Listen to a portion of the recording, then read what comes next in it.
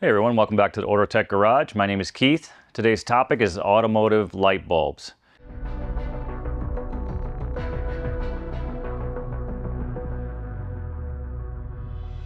Before we get into the do's and don'ts of installing light bulbs, I want to talk for a second about when is it possible for you to replace a bulb. All the time clients are coming in and they've got a package of brand new bulbs and it seems like such a simple task, like a lot of things do. And then you get out here and you're under the hood and you're messing around for an hour and you can't access the bulb. You can't figure out how it comes out. There's special brackets, special clips, special tools even on certain cars. And you're really just, you get to the point where you're frustrated and then you end up in my garage with a package of bulbs and you're like, hey, can you put these in for me? So I think the first step here in avoiding problems is just recognizing exactly what your vehicle requires before you even try to put any bulbs in. There's tons of videos on YouTube and they're available all over the internet, wherever you want to go.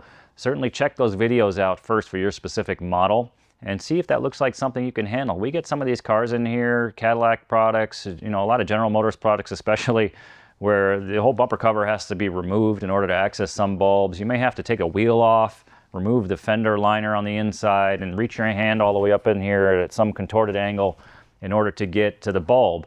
So if this is not something you're willing to do, or it looks like it's a little bit over your head, it's nice to know that ahead of time. Bring it into the garage, have a professional take care of that for you. It helps to do a little bit of research for you. Just go out there and try to pop a bulb in. While we're here, I want to remove this headlight assembly for you. I'll show you on this particular vehicle how easy it is. We're going to take the whole headlight assembly out because there's a couple of things I want to point out on the back of the headlight that I can't easily do with the camera inside the engine compartment here. So let's go ahead and remove this so we can talk about a couple of things. The vehicle you see here is a 2007 Ford Explorer. If you happen to have a vehicle like this one, this will be a great tutorial for you. I'm going to remove this and tell you what exactly I need to do. There are three 10mm bolts. There's one that goes down this way, one goes in right here, and another one right down in a hole here that requires an extension maybe similar to this. Okay, that one that's in the bottom, it has a slotted bracket on it. Don't take it all the way out because you're going to have trouble getting the bolt back in later. So we're just going to loosen this up enough where this headlight will slide out the front, and then we can access the rest of the things I want to show you on the back of it. Let's do that. And this is the one we just want to loosen it a bit. We don't want to take this all the way out.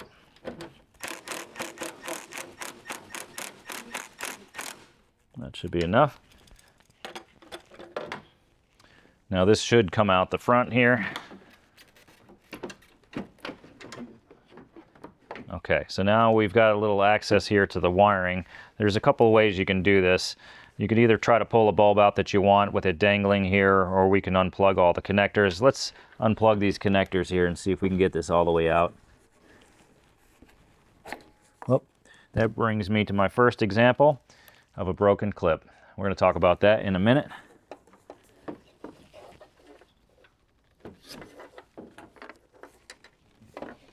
Now all of these clips have some sort of a retaining tab on it you need to squeeze. So right here, there is a little button that you need to press. And it doesn't feel like it moves much, but it does. So you need to give it a good squeeze, especially if the vehicle's older. The same on this one, there's a tab here. And you want to squeeze this. That's going to release the locking mechanism. This one here has already been broken. There is no locking mechanism on it anymore. And now we've got the headlight assembly out. We can access all three bulbs that are in there. I'm over here with an assortment of bulbs. And the first mistake I want to talk about has to do with touching the bulb. So especially with a halogen bulb, something like this one, you really want to make sure that you don't touch at all the glass around the bulb. This can put some oils and grease from your fingers onto the glass and cause bulb failure prematurely. So just make sure that when you're installing these, you're extra careful. Grab it around the base on the back and stay away from the bulb area. We don't want to touch anything on the glass. And certainly it helps to wear some rubber gloves in the event you should touch it. At least you have some gloves on, but your gloves might pick up some grease and oil as well. So I still, even if you're wearing gloves, especially if you've already removed a headlight like we did on this Ford, you've already got your gloves dirty, possibly you picked up some grease somewhere, just stay off the glass. Number two mistake that I see, and this is probably the biggest one honestly, is just using the wrong bulb. Now if you look here, I've got an assortment of some bulbs, and this is by no means an encompassing assortment. There are many, many, many more bulbs that are available for all automotive applications. This is just a small sample, a selection of some things that you might see. And I just kind of want to give you a variety out here so you can look at this and say, yeah, there's all these different bulbs. But more specifically, I wanted to show you this one example. I've got 3 bulbs here. And these 3 bulbs look identical. Not only do they look identical, but they all fit in the same socket. But these bulbs are not identical. They don't function the same. And if you were to try to install this particular bulb here, which happens to be a dual filament bulb, in place of this single filament bulb, you're going to have a problem. There's a lot of ways that bulbs can be incorrect. They can be the wrong color, they can be the wrong wattage, and they can be a single filament versus a dual filament. This third one is probably the most problematic, as there are a lot of bulbs out there that should only operate one light. Those are single filament bulbs. And then you might have a bulb that operates 2 lights, like a brake light and a tail light. The brake light's going to be brighter and the tail light's going to be dimmer. And then you're putting in a single filament bulb in place of a dual filament bulb. So even in this little display I've got here, I've got a few bulbs that all look the same, and they'll actually fit in the socket. But the 3 bulbs that I've got here to show you are completely different. One is an amber color, one is a single filament, one's a dual filament. And you could even have a dual filament and a single filament in the amber color bulb. So we want to make sure that the intensity matches, that the wattage matches, that the number of filaments that are in there are correct, because we've got wiring for 3 wires basically on a dual filament bulb versus 2 wires on a single filament possibly. And when we start to put these in here, we could create short circuits. We can create backfeeding, which might turn some lights on the dashboard. A lot of cars now have lamp failure modules, signal acquisition modules. If you're driving a Mercedes, it's got a module for just about everything, and you put the wrong bulb in there, it's going to know it. So I want to make sure that you guys are using the correct bulbs and avoiding bringing it into the shop because your dashboard is lit up like a Christmas tree. Another problem you might see with improper bulb is excessive heat that's generated. So if you're putting the wrong bulb in, it's not the correct wattage, it may be generating too much heat. And if you're using it for a dome light bulb or even for a tail light bulb, and the bulb is fairly close to the plastic reflector or lens that's inside of there, it can actually start to melt the plastic a bit, it can discolor it. So it's really important, if you're putting these bulbs in and they sit anywhere close to the plastic, that you recognize the wrong one could do some damage to the plastic as well. I've also got some other bulbs here that I wanted to mention that look similar but are different. So here's another style of halogen bulb. They look very similar. They'll almost fit in the holes, but they're just a little bit different. And this is where I was telling you that it's really important to check the application for your vehicle and make sure when you're asking for a bulb at the parts store that you're actually identifying exactly which bulb you need. Don't ask for a high beam bulb if you need a low beam. Don't ask for the low beam if you need a high beam, etc. The third item I commonly see go wrong is just an improper installation. I've got this headlight out here. I just wanted to demonstrate to you how this comes out and how it should go back in. And a lot of times when you're working on these cars and you don't have the headlight out all the way like this, you're reaching in behind a battery, you got your arm wedged in somewhere, and you're just not fully securing the bulb after you take it out. So you've got it out, no problem, and then you go to put it back in and you think no problem, but over time this installed incorrectly will vibrate loose and it'll actually start to fall out of the socket, and then either the light's going to go out completely because it's dangling down somewhere below the headlight where it's never going to be seen. Or sometimes I see this too, where I'm going to show you here, if you don't get this locked in all the way, especially a headlight bulb that generates quite a bit of heat, it'll actually just kind of dangle in here a little bit sideways. And then what happens is the glass will actually rest against the plastic of the housing and it'll melt a hole right through it. So, you know, this can be a little bit of a safety concern too. You don't want this to catch fire or something because it's been, you know, on there generating a lot of heat and melting the plastic and the rubber and things around it. So it's really important, you take a bulb like this, especially the headlights, like I said, and when you put them in, they're going to rotate until they lock. And you want to make sure you get them to click all the way in. You don't want to have them leaving halfway out, okay? So really important that you feel it snap into place or feel it pop, or at least it stops all the way when you tighten it up. Another thing that I see here is something on these old style bulbs. They have a couple of locating tabs on them. and you're trying to push these in here and you don't get them seated all the way. The same thing, a lot of these bulbs, you have to put them in, push them in, and then you twist them a bit to get them to lock into place, and then you release them and they'll sit in there. If you're getting these single versus dual filament bulbs, they've got offset tabs on one of them and then they're straight across on another, so it's kind of hard to do that. But I've seen people wedge them in there, they don't seat all the way. Not only have you got the wrong bulb in there, but now you've got a bulb that's not even seated correctly. It just creates a little bit of a problem for you down the road, so let's not do that. So the fourth problem that I usually see is just not checking for a proper connection. Now, whether that's a connector that's broken, like this one, it's got a locking tab that's missing, it's not going to stay locked on. Again, cars vibrate a lot because of all the motion on the road and all the things we subject it to. This has a chance to back itself off over time. You'll lose your connection in there. A lot of times if you've got a broken tab and it hasn't been fully seated, you're generating heat in the connector. We can see the connector, the terminals inside it will start to melt. And if that happens, you've got your connection that was bad before got even worse, and you're starting to destroy the connector. These things are dangling in areas that are very dirty, so they could be susceptible to have grease and contamination on them, fluid leaks possibly. So it's really important when you unplug these connectors that you take a good look inside the connector, look at the connector, make sure there's no dirt in there, no corrosion, no heat damage, all those things, no bent pins, bent terminals.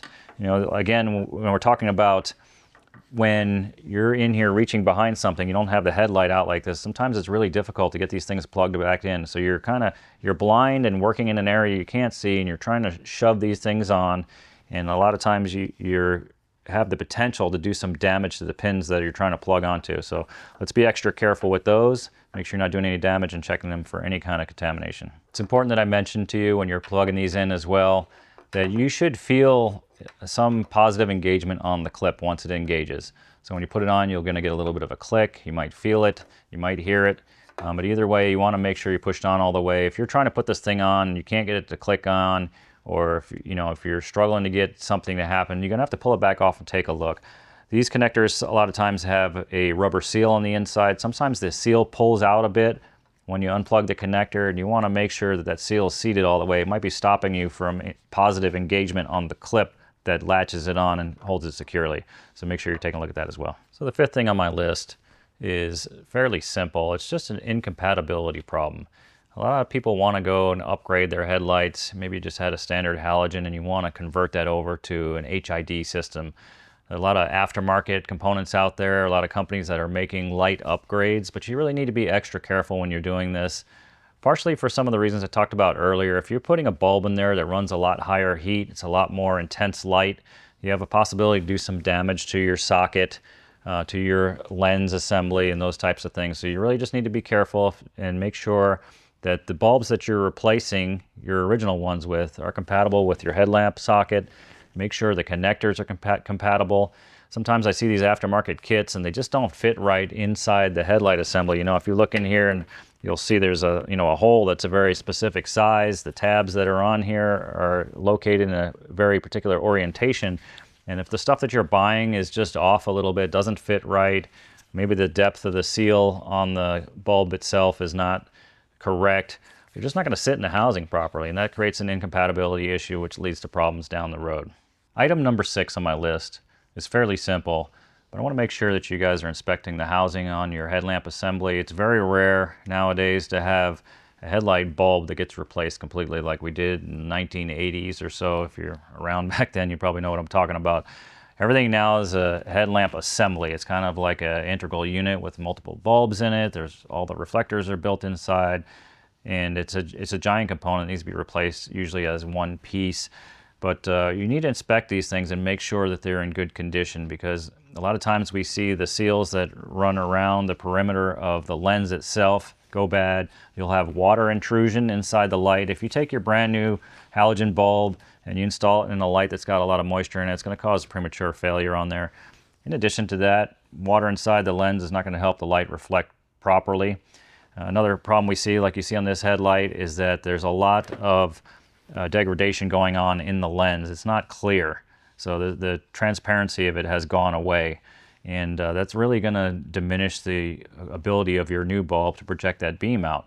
So just make sure you're looking at these lens assemblies. Also, we talked about this a little bit before, but just check the connections at the back where you're installing the sockets. Let's make sure we've got the socket itself, the hole that it plugs into, is not damaged at all. The seventh item on my list is actually fairly simple, but I see this mistake a lot. It's just forgetting to match your bulb. So if you're going to put a bulb on the right side, you want to make sure it's the same intensity, the same light color as the one on the left side. So sometimes you buy some aftermarket products, they're going to give you some options. Maybe you have a blue bulb versus a yellow bulb versus a white bulb. And if you only replace one on there and the other one is a different color or a different intensity, then it's really just going to cause a problem for you down the road. Obviously, it doesn't look good to other people around you. It's a little distracting, but it also might affect the visibility when you're driving. Number 8 on my list is forgetting to install the seals that seal up the bulbs or the dust covers that go on afterwards. So on this particular headlamp, I wanted to show you that it does have a dust cover on here. This thing can actually pull off. Sometimes when you pull a bulb out, this will come with it. There are certain bulbs you have to take the dust seal off before you can even get the bulb out. There's a little spring clip behind there too. So if you're going to take these off, make sure you're putting them back on. They're on there for a reason. I wanted to show you on this bulb as well. There's an orange seal, a gasket on it. Okay, this is designed to keep the water from intruding inside the headlight. So we want to make sure these are on here correctly, they're not damaged or broken, and that's going to save you from destroying your bulbs prematurely. Number 9 on my list seems fairly simple, but you want to make sure the power is off when you're unplugging and plugging these things in. Especially, we talked about this a little bit earlier, if you have a potential to possibly bend a pin somewhere, you don't want any arcing going on, and most of these systems are only 12 volts. And that's generally not too much of a problem, but you have a possible chance to blow a fuse or something if you bend two terminals together, if you have the power on while you're trying to plug something back in. And I also wanted to make a note here that there are some headlights here that have some dangerous systems in there. Those are the high intensity discharge bulbs. They have a ballast in there, and the ballast is designed to generate a lot of power, 25,000 watts of power or so. And those can be extremely difficult, and dangerous if you're trying to plug them in or unplug them while the power is on to the headlight. So I just want to make sure when you guys are doing this, make sure the ignition is off, all the lights are off, and then you're probably safe to disconnect and reconnect your connections.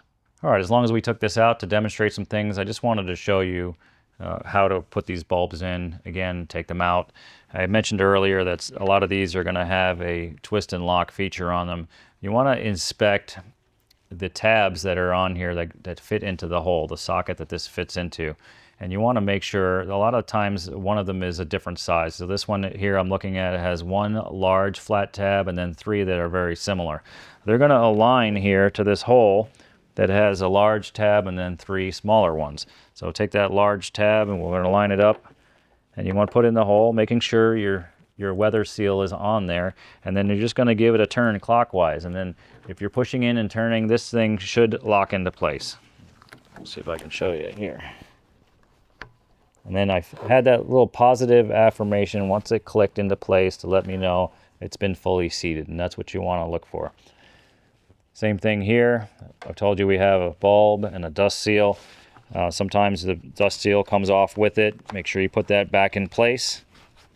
And then we want to do the same thing here. We want to look at these tabs, and we want to make sure that they fit and align properly. This one has 2 larger tabs and 1 smaller one. We want to try to identify those on here as I'm looking at this. And there it is. And now it fits in the hole flush. It's not going in sideways or anything. And then we just go ahead and give it a twist and lock it into place. I got a little positive affirmation that it tightened all the way. That's how I know it's in there. And we could do the same thing with this bulb here. This is a turn signal bulb. You're going to remove it by turning counterclockwise. Same thing on here. It's got 1 large tab, and also the 3 tabs are a little bit offset. We want to make sure we get that large tab back in alignment where it goes. Our weather seal is on it, and then we're going to twist and lock it until it pops into place. That's how you know your bulbs are installed properly. We're going to put this back in the car, show you how easy that goes back in. We want to make sure our electrical connectors are lined up. Check them already for any corrosion or damage. You want to push them in until you hear them click. Sometimes while you're putting these in, you may want to squeeze the lock tab on the connector a little bit to help it go in all the way. Okay, so when the cars get a little bit older, Sometimes it's hard to get them to click in. The tabs get a little bit worn, but try to listen for that positive affirmation that you've installed correctly, and make sure you're not putting the connectors in upside down. I heard a little click there. Once you've got them all in, you're okay to reinstall your headlight assembly. Make sure you don't pinch any wires behind it, and it should slide back into place. Once you've got it there, you're okay to put your bulbs back in. Bolts, I'm sorry. Before installing these bolts, you want to make sure they're caught a couple of threads before you use a power tool like I'm going to. We don't want anything to get cross-threaded. And then we're just going to kind of reverse the procedure here that we used to take it out. Okay, so that's about how easy these are to change. Nothing difficult on this particular vehicle. And that brings me to number 10 on my list. The last thing that you want to check on here is to make sure that the bulbs that you've installed are actually illuminating properly, projecting the way you want them to. If you have turn signals that need to operate, you want to make sure that they're flashing. And if you have any tail lights or brake lights, you're going to need some help with that. Probably have somebody step on the brake pedal, make sure they're illuminated. So just check your installation, make sure everything's functioning before you go, and make sure it's not turning any malfunction lights on in your dashboard. If you're having any difficulty with anything, make sure that you consult your owner's manual or service repair manual, or even consult the internet. Watch somebody else do it a couple of times and make sure you're confident getting it done properly. I hope this information is helpful to you. Help avoid some pitfalls for you down the road in the future. And really appreciate you guys watching this content with us. I hope you're really enjoying it. Please like and subscribe to the channel. It really helps us grow. We want to bring a lot more content like this to you. And we've got more great videos coming to you over here. Make sure you check that out. And we'll see you in the next video.